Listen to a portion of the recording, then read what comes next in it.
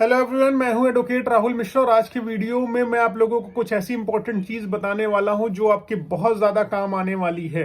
इसलिए वीडियो अंत तक देखिएगा। लेकिन उससे पहले हर बार की तरह मेरी आपसे रिक्वेस्ट है कि अगर आप लोग चैनल पर नए हैं या पहली बार आ रहे हैं या अभी तक आप लोगों ने इसे सब्सक्राइब नहीं किया तो प्लीज सब्सक्राइब कर लीजिएगा। साथ ही साथ अगर आप मुझसे लखनऊ, दिल्ली, इलाहाबाद में मुलाकात करना चाहते हैं तो आप मुझसे मिलने भी आ सकते हैं। अपॉइंटमेंट शेड्यूल कराकर आप मुझसे टेलीफोनिक कन्वर्सेशन भी कर सकते हैं। नंबर आपको डिस्क्रिप्शन में मिल जाएगा।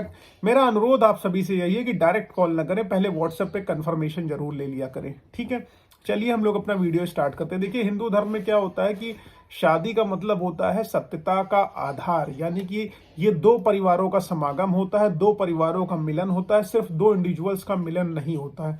तो ऐसे में अगर आपके साथ शादी तथ्यों को छुपाकर कर ली गई है, आपसे झूठ बोलकर शादी कर ली गई है और आप इस चीज से परेशान हैं, आप तलाक लेना चाहते हैं लेकिन आपके पास कोई तलाक का सबूत नहीं है कि तलाक कैसे लें, अब डाइवोर्स कैसे लें, मेंटेनेंस कैसे खत्म करें, ये सारी की सारी चीजें आपके मन में चल रही होती कि जब भाई आपसे झूठ बोल के ही शादी करी गई है, आपसे तथ्यों को छुपा कर शादी करी गई है, तब आप मेंटेनेंस क्यों देना चाहेंगे किसी को?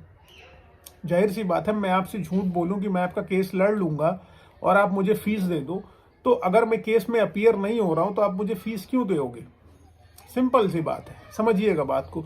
अब झूठ बोल के शादी कर ली गई मतलब उसने आपसे एज छुपाई हो, उसने अपनी एजुकेशनल क्वालिफिकेशन छुपाई हो, या वो शादी के पहले प्रेग्नेंट रही हो, उसका किसी से सेक्सुअल रिलेशनशिप लगातार चल रहा हो, ठीक है, शादी के पहले ही प्रेगनेंसी उसको हो, तो ये सारी की सारी चीजें आपसे छुपाई गई हो, ये सब चीजें छुपाई गई हैं।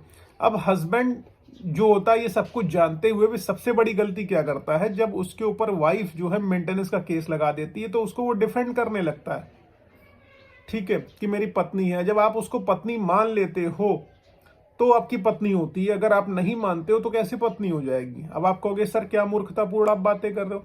देखो, शादी सिर्फ 7 फेरे ले लेने से नहीं होती है, उसके लिए सेक्सुअल रिलेशनशिप बिटवीन पार्टनर्स बहुत जरूरी है। अगर आपके और आपके पार्टनर के बीच में फिजिकल रिलेशनशिप स्टैब्लिश नहीं हो रहे तो शादी संपूर्ण नहीं मानी जाएगी।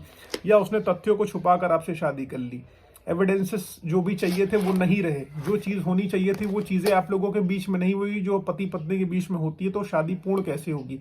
तो यहाँ पर आप उससे सीधे सीधे तलाक लेने के बजाय आप जो है सीधे सीधे नल एंड वॉइड के लिए जाइए। अगर आप तलाक लेने की बात करते हैं तो पत्नी आप मान ले रहे हैं उसको तलाक के दौरान कि मेरी पत्नी है वो, एक तरफ आप कह रहे हो पत्नी नहीं, हमारे बीच में सेक्सुअल रिलेशनशिप स्टैब्लिश नहीं हुआ, ये ऑलरेडी मुझसे तथ्यों को छुपाकर शादी करके आई हुई है, मैं इसको पत्नी नहीं मानता। जब आप पत्नी नहीं मानते हो तो सेक्शन 12 में जाइए, नल एंड वॉइड घोषित कराइए अपने केस को। एचएमए के सेक्शन 12 में जाइए, नल एंड वॉइड घोषित कराइए। डाइवोर्स लेने जाने की जरूरत नहीं, डाइवोर्स लेने जाओगे वो मेंटेनेंस का केस कर देगी, आपको मेंटेनेंस देना पड़ेगा, 498 कर देगी, डीवी कर देगी। लेकिन जब अपनी शादी को ही आप डिस्प्यूटेड करार कर दोगे, अपनी शादी को ही शून्य बता दोगे, तो ना आपको मेंटेनेंस देना पड़ेगा, ना आपको 498 झेलना पड़ेगा, ना आपको जो है डीवी झेलना पड़ेगा। ये कोई मुकदमे वो नहीं लिखा पाए क्योंकि ये मुकदमे पत्नी द्वारा लिखाए जाते हैं। जब आपकी पत्नी ही नहीं है, वो आपने साबित कर दिया, तो आपको इन मुकदमों को झेलने की आवश्यकता ही नहीं पड़ने वाली है। समझ गए आप लोग? उम्मीद है वीडियो आपको जानकारी पूर्ण लगा होगा, क्योंकि जब आपके साथ तथ्य छुपाकर शादी करी गई है, सेक्सुअल रिलेशनशिप स्टैब्लिश नहीं किया गया है, या कोई भी ऐसी चीज हुई है जो पति पत्नी के बीच में होती है वो नहीं हो रही है, तो आप अपनी शादी को सेक्शन 12 डालकर शून्य घोषित करा सकते हैं। तो आपको ना डीवी झेलना पड़ेगा, ना 498 झेलना पड़ेगा, ये ध्यान रखिएगा। सिर्फ 7 फेरे ले लेने से शादी पूर्ण नहीं होती है।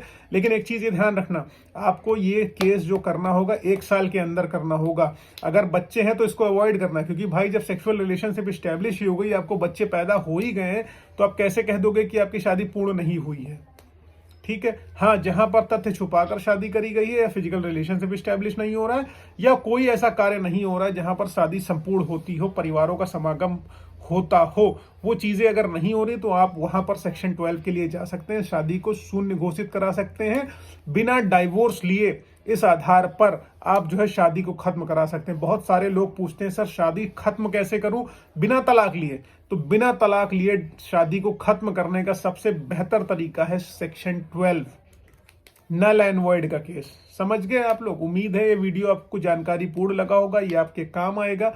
अगर ये वीडियो आपका कहीं से भी कोई हेल्प कर रहा हो तो आप सुपर थैंक्स देके मेरी मदद कर सकते हैं, मुझसे संपर्क करके मुझसे बात कर सकते हैं। अभी तक अगर आप लोगों ने मुझे फेसबुक, इंस्टाग्राम, ट्विटर पर फॉलो नहीं किया है तो प्लीज वहां फॉलो करिएगा। मैं आप लोगों के लिए ऐसे ही इंफॉर्मेटिव वीडियोस रेगुलर लाता रहूंगा। Thank you so much. जय हिंद।